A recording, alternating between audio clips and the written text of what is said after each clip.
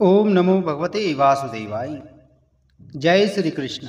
नमस्कार दोस्तों, स्वागत है आप सभी का हमारे चैनल भक्ति ज्ञान में। दोस्तों, आज मैं आपको कार्तिक मास की शुक्ल पक्ष की एकादशी देवउठनी एकादशी से कार्तिक मास की पूर्णिमा तक किया जाने वाला भीष्म पंचक व्रत की कथा सुना रहा हूँ। पौराणिक मान्यताओं के अनुसार भगवान श्री कृष्ण ने भीष्म को भीष्म पंचक व्रत का महत्व बताया था, जिन्होंने महाभारत में कुरुक्षेत्र युद्ध के समापन के बाद स्वर्ग में निवास के लिए अपने भौतिक शरीर को छोड़ने से पहले इन 5 दिनों तक इस व्रत का पालन किया था। भक्त जनों द्वारा अर्थ, धर्म, काम और मोक्ष के लिए भीष्म पंचक व्रत का पालन किया जाता है। प्राचीन काल में जब महाभारत का युद्ध हुआ तब पांडवों की विजय हुई। पांडवों की जीत के उपरांत श्री कृष्ण पांडवों को लेकर भीष्म पितामह के पास गए ताकि पितामह उन्हें कुछ ज्ञान दे सकें। श्री कृष्ण के अनुरोध करने पर सूर्य के उत्तरायण होने की प्रतीक्षा में मृत्यु शैया पर लेटे हुए भीष्म पितामह ने पांडवों को ज्ञान प्रदान किया था, जिसमें पितामह भीष्म ने पांडवों को वर्ण धर्म, मोक्ष धर्म और राज धर्म के बारे में उपदेश दिया था। भीष्म ने यह ज्ञान पांडवों को 5 दिनों तक दिया था। ज्ञान देने के पश्चात श्री कृष्ण ने भीष्म पितामह से कहा कि यह 5 दिन लोगों के लिए अत्यंत मंगलकारी होंगे और आने वाले समय में इन्हें भीष्म पंचक के नाम से जाना जाएगा। ये 5 दिन भीष्म पंचक के ही हैं, जो एकादशी से पूर्णिमा तक मनाए जाते हैं। भीष्म पंचक नामक व्रत संसार में प्रसिद्ध है। द्वापर युग में श्री कृष्ण जी ने इसे पुनः प्रकाशित किया है। उन्होंने भीष्म पितामह से कहा था और उन्होंने इसे किया भी था। तभी से यह व्रत भीष्म पंचक नाम से संसार में प्रसिद्ध हुआ है। जिस समय पांडवों ने श्री कृष्ण को अपना दूत बनाकर कौरवों के यहाँ भेजा था, तब वे विदुर जी के घर गए थे। विदुर ने प्रसन्न होकर उनका आतिथ्य सत्कार किया था। भगवान जाति, पांडित, धन, वीरता आदि से प्रसन्न नहीं होते। वे करुणानिधि तो केवल प्रेम से ही संतुष्ट होते हैं। कृष्ण के आगमन का समाचार पाकर महात्मा भीष्म उनके दर्शनों के लिए विदुर के घर पहुंचे। भीष्म को आया हुआ देखकर कृष्ण तथा विदुर ने एक साथ उठकर प्रणाम की तथा बाहें फैलाकर भेंट की। फिर वे अपने अपने आसन पर बैठकर एक दूसरे की कुशल क्षेम पूछने लगे। भीष्म जी ने कहा, जिनके भू विलासते ही सृष्टि की रचना, पालन तथा विनाश होता है और ब्रह्मा आदि देवता भी जिन्हें समझ पाने में असमर्थ हैं, वे आज पांडवों के दूत बनकर आए हैं। हे भगवान, मेरे चित्त में बड़ी शंका है कि आप सब जीवों को समदृष्टि से देखने वाले तथा सबके मित्र हैं।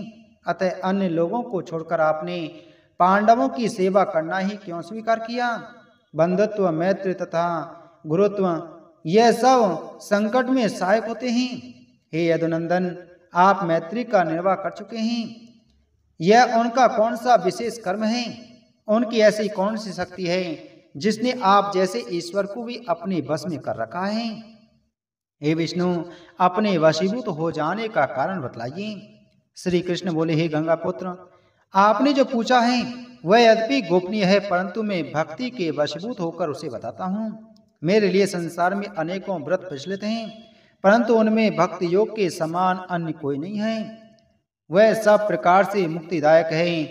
भीष्म जी बोले, मुनियों ने आपकी भक्ति के लिए अनेक प्रकार के धर्म बताए हैं, परंतु जिस धर्म से आप वशीभूत होते हैं, कृपया उसे कहिए।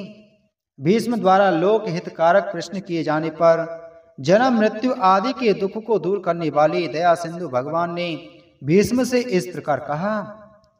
भगवान श्री कृष्ण बोले, पूर्व काल में उज्जैनी नगरी में एक ब्राह्मण की कवि, शुचि, द्रोण, दंत तथा हंस नामक 5 पुत्र थे। वे किन्नरों जैसे स्वर में संगीत का गायन करते थे। अनेक राजाओं की सभाओं में गायन करते हुए वे सुखपूर्वक रहते थे। वे 5 वेद विद्या में निपुण, रूप यौवन संपन्न, गंधर्व विद्या के ज्ञाता तथा अत्यंत सुंदर थे। उनके कंठ से किन्नरों के समान संगीत निकलता था। उन्होंने अनेक राजद्वारों में, अनेक राज दरबारों में तथा अनेक देशों में भ्रमण करते हुए अनेक चरित्र देखे। धन वस्त्र आभूषण अलंकार आदि को प्राप्त करके भी वे तत्वज्ञानी नहीं थे, अतः आडंबर में बहुत खर्च किया करते थे। एक बार उन्होंने मधुपुरी के राजा सुवीर को संगीत प्रेमी सुनकर उसकी सभा में जाने का विचार किया। लोगों का भाग्य ही है कि जिस जगह कंस विनाशक श्री कृष्ण ने गोपियों के साथ क्रीड़ा की वहां के यमुना जल को नहीं पीते। जिस प्रकार पारसमणि का स्पर्श पाकर लोहा स्वर्ण बन जाता है, उसी प्रकार यमुना जल के स्पर्श से पाप भी पुण्य के रूप में बदल जाते हैं। वे पांचों ब्राह्मण 4 दिनों तक यमुना जल में स्नान करते हुए वहीं बने रहे। फिर उन्होंने एक आदमी से वहां के राजा के संबंध में पूछताछ की। तब उसने एक आश्चर्यजनक बात यह बताई कि राजा की कादम्बिनी नामक एक श्रेष्ठ पत्नी है। वह संगीत विद्या में निपुण और किन्नरी के समान कंठ वाली है। वह राजा के समक्ष नृत्य किया करती है और उसका स्थान कोई अन्य व्यक्ति नहीं पा सकता। यह सुनकर उन्होंने राजा के समीप पहुंचने का विचार किया। वे वहां भी वाद नृत्य तथा ताल आदि की ध्वनि सुनते वहीं राजा के दर्शनों की आकांक्षा से जा खड़े होते थे। जब ध्वनियों को सुनकर वे निकटवर्ती लोगों से इस प्रकार कहा करते थे। ब्राह्मण बोले, बड़े दुख की बात है कि राजा के पास ऐसा कोई विद्वान नहीं है जो वाद और नृत्य की शुद्धता के विषय में जानता हो। वीणा के ताल ढीले हैं और हाथवी ताल पर ठीक से नहीं गिरा रहे हैं। यह सुनकर एक राजपुरुष ने राजा के पास जाकर जब यह बात कही, तब राजा ने उन्हें ले आने का आदेश दिया। उन गुण दोषों के जानकार ब्राह्मणों को यहाँ ले आओ। राजा की आज्ञा पाकर वह व्यक्ति उन्हें राजा के समीप ले गया। वहां जाकर वे रानी कादम्बिनी तथा राजा को आशीर्वाद देने के बाद अपने आसनों पर बैठ गई। उन ब्राह्मणों को संगीत का विशेषज्ञ जानकर रानी ने एक उत्तम प्रकार का नृत्य किया। उसके गीत तथा आलाप को अत्यंत सुंदर मानकर संपूर्ण सभा एकाग्रचित हो गई। जब रानी ने चक्र के साथ ताल दिया तो ब्राह्मणों ने उसे रोक दिया। तदुपरांत जब उसने चक्र को छोड़कर अपने ताल दिया तो वह खंडित नहीं हुआ। रानी के अद्भुत रूप तथा गुणों पर वे गुणी जन भी मोहित हो गए तथा रानी भी उन गुणवानों के रूप को देखकर मोहित हो गई। राजा के आसन से उठ जाने पर वे ब्राह्मण अनिच्छा पूर्वक सभा से बाहर चले आई तथा रानी भी उनके चले जाने पर विरह वेदना से व्याकुल उठी। राजा के भय के कारण रानी बेचैन होकर अपने अंतःपुर में चली गई। उसने अपनी एक सखी को गुप्त रूप से यह संदेश देकर अपने उन प्रियजनों के पास भेजा कि आप लोग एक एक करके किसी शून्य स्थान में अपनी विद्या मुझे दिखाएं। नगर के उत्तरी कोण में यमुना के तट पर अनंत तीर्थ नामक एक विख्यात देवालय है। वह नगर से दूर रमणीक निर्जन वन तथा वन से घिरा हुआ है। वहां मैं पद्म भेष धारण करके आऊंगी तथा वीणा वादन के साथ नृत्य का प्रदर्शन भी करूंगी। आप लोग भी एक एक करके वहां पहुंचें तथा अपने गुणों का प्रदर्शन करें। रानी वहां अकेली ही आएगी, अतः आप भी एक एक करके वहां क्रमश पहुंचें। यह कहकर दूती चली गई। श्री भगवान बोले, मथुरा के समीपवर्ती जंगल में एक नैष्ठिक ब्रह्मचारी रात दिन एक ही स्थान पर बैठा हुआ मेरी आराधना किया करता था। दुष्टों की संगति से बचने हेतु वह भिक्षा मांगने के लिए भी नगर में नहीं जाता था। उस भीष्म पंचक वाले दिन वह ब्राह्मण उस देवालय में स्थित होकर मेरी पूजा तथा व्रत कर रहा था। तभी उन 5 ब्राह्मणों में से कवि नामक ब्राह्मण उस स्थान पर जा पहुंचा। एकादशी तिथि को रानी कादम्बिनी का रूप देखने से पूर्व ही वह ब्राह्मण उस नैष्ठिक ब्रह्मचारी के पास जा पहुंचा। वहां उसने ब्रह्मचारी को पूजा करते हुए देखा तो स्वयं भी उन्हीं की बगल में बैठकर पूजा करने लगा। उसी क्षण रानी कादम्बिनी भी वहां जा पहुंची। मुनि को नमस्कार करने तथा पूजा आदि कृत्य करने देखने के बाद वह वीणा लेकर वहीं बैठ गई तथा प्रेम पूर्वक गाने लगी। परंतु उस मधुर स्वर को सुनकर भी क्रतुधाम नामक उस ब्रह्मचारी के हृदय में कोई क्षोभ नहीं हुआ, क्योंकि वे जितेंद्रिय थे। उन मुनि की संगति से रानी तथा कवि नामक ब्राह्मण का चित्त भी शुद्ध हो गया। मेरी भक्ति के कारण उन्हें काम ने नहीं सताया। कादम्बनी और कवि रात्रि भर जागरण, नृत्य और वीणा पर गायन करते हुए प्रसन्न हुए। तदुपरांत मुनि को गौमेय का आचरण करते हुए देखकर कवि ने वैसा ही आचमन किया। प्रातःकाल होने पर रानी भी राजभवन में चली गई। द्वादशी तिथि को कवि ने नगर में आकर अपनी धन तथा आभूषण आदि सब दान कर दिए और स्वयं विरक्त होकर भगवत भक्ति करने को चला गया। दूसरे दिन शुचि नामक ब्राह्मण रानी को देखने के लिए जब वहां पहुंचा तो उसने भी मुनि को देखा। मुनि की संगति के प्रभाव से उसने भी मेरी पूजा की। फिर उसने कादम्बनी को भी आया हुआ देखा। रानी ने अपने नृत्य, गीत तथा सौंदर्य का प्रदर्शन किया। शुचि ने भी गीत और नृत्य का प्रदर्शन किया, जिसके कारण उसके हृदय में भक्ति उत्पन्न हुई। फिर उसने मुनि के साथ ही गौमूत्र का सेवन भी किया। मुनि की पवित्र संगति में रहकर पूजा एवं व्रत करते हुए उसने भी इंद्रियों पर विजय पाई तथा अपना सब कुछ दान कर दिया। उस जितेंद्र ने मेरी भक्ति में भरकर यह कहा, अरे इस मोह की महिमा तो देखो। लोग विषयों में आसक्त बने हुए हैं, जिनकी सेवा करने से परमानंद प्राप्त होता है तथा सांसारिक दुख दूर होते हैं। उन हृदयस्थ हरि को त्याग कर लोग मृग तृष्णा जैसे सांसारिक सुखों को पाने के लिए दौड़ते हैं। इससे बड़ा दुख और क्या हो सकता है। उस स्त्री को नाचते गाते हुए देखकर उसके मन में भी मुनि के समान ही कोई क्षोभ नहीं हुआ। फिर सब आसक्तियों को त्याग कर भगवान से प्रेम करना ही सर्वोत्तम भक्ति है। यह कहकर वह बिना किसी ओर देखे तीर्थ यात्रा को चल दिया। इस प्रकार त्रयोदशी के दिन दृढ़ नामक ब्राह्मण भी कादम्बनी को देखने के लिए वहां पहुंचा। मुनि की संगति पाकर उसने भी मेरी पूजा की तथा गौ दुग्ध पीकर प्रसन्न हुआ। वह भी कादम्बनी का नृत्य और गीत देख सुनकर मोह रहित हो शुचि की भांति ही वचन कहता हुआ तीर्थ यात्रा को चला गया। मेरी भक्ति में दृढ़ रहकर वह भी अपना सब कुछ दान कर गया। चतुर्दशी को दंत नामक ब्राह्मण वहां पहुंचा और मुनि की संगति में रहा। उसने भी नृत्य गीतोत्सव के बाद मेरी पूजा की तथा मुनि के साथ गौघृत का पान करके वाला बन गया।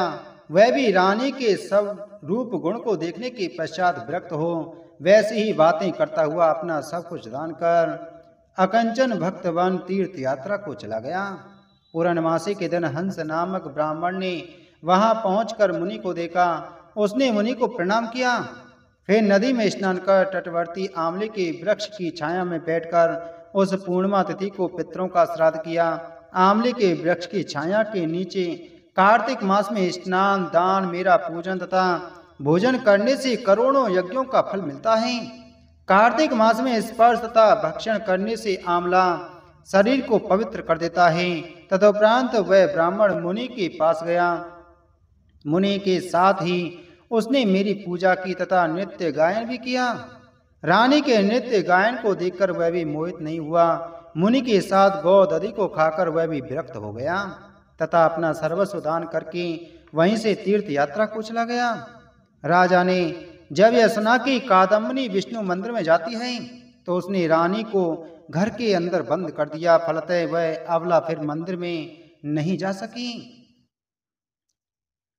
इस प्रकार उन पांचों ब्राह्मणों ने मथुरापुरी में मुनि के साथ मेरा व्रत किया। उस व्रत, पूजा, गीत तथा नृत्य आदि के प्रभाव से वह गुणवती सुंदरी कादम्बरी भी मुझे प्राप्त हुई और उसने द्रौपदी के रूप में जन्म लिया। आंवले की छाया में कार्तिक मास में श्राद्ध करने से के कारण वे ब्राह्मण भी मुझे परम प्रिय हुए तथा अगले जन्म में पांडव बने। हंस नामक ब्राह्मण युधिष्ठिर बना। एकादशी तिथि को रात्रि जागरण करने के कारण कवि नामक ब्राह्मण मेरा प्रिय मित्र अर्जुन बना। शुचि नामक ब्राह्मण सहदेव तथा दंत नामक ब्राह्मण नकुल बना। दृढ़ नामक ब्राह्मण महाबली भीमसेन बना। इस प्रकार ये पांडव प्राचीन काल से ही पवित्र हुए व्रत को कर चुके हैं। इसी कारण मैं इनके बस हूँ। इसके बाद आपने भी इस व्रत को किया है, अतः यह भीष्म पंचक नाम से प्रसिद्ध होगा। जो लोग इस व्रत को मथुरा नगरी में करेंगे, हे भीष्म, उनकी मुक्ति मानो उन्हीं के हाथ में रहेगी। संपूर्ण संसार स्वर्ग लोक, ब्रह्म लोक, सनातन लोक, योग सिद्धि अथवा मुक्ति में से जो भी प्राप्त करने की इच्छा हो वह इस दुर्लभ भक्ति योग द्वारा मुझे बस में करके ले सकते हैं। कार्तिक मास में मथुरा में व्रत करने से ये सभी लाभ प्राप्त किए जा सकते हैं। इस प्रकार के मातम को सुनकर भीष्म अत्यंत चकित हुए। वे अपने नाम से प्रसिद्ध इस व्रत को प्रतिवर्ष करते थे। इसी के प्रभाव से जब वे सरसैया पर लेटे हुए थे तथा 4 भुजाओं वाले श्री कृष्ण भी उनके सामने खड़े रहे थे, जब तक भीष्म ने प्राण नहीं त्यागे तब तक श्रीहरि वहीं खड़े रहे थे। जो लोग श्री कृष्ण का सायुज्य तथा उनकी भक्ति को चाहते हैं उन्हें कार्तिक मास में पूर्वोक्त विधि से भीष्म पंचक व्रत अवश्य करना चाहिए। जो व्यक्ति इस व्रत को करने में असमर्थ हो उसे एकादशी तिथि तथा पूर्णिमा के दिन ब्रह्मकूर्च नामक व्रत करना चाहिए। शेष 3 दिनों में केवल फलाहार करना चाहिए तथा अखंड दीपक जलाना चाहिए। भीष्म पंचक व्रत के अभाव में विष्णु प्रबोधनी एकादशी को ब्रह्मकूर्च व्रत करने से भी वैसा ही फल मिलता है। एकादशी की रात्रि को जागरण सहित हरि पूजन करने से सभी कामनाएं पूर्ण होती हैं तथा ब्रह्म हत्या आदि पाप नष्ट होते हैं। विष्णु को प्रिय स्तुति, कथा श्रवण, नृत्य, गीत, वाद, वैष्णवों की संगति आदि कार्यों को रात भर करने से जो पुण्य मिलता है उसकी गणना ब्रह्मा भी नहीं कर सकते।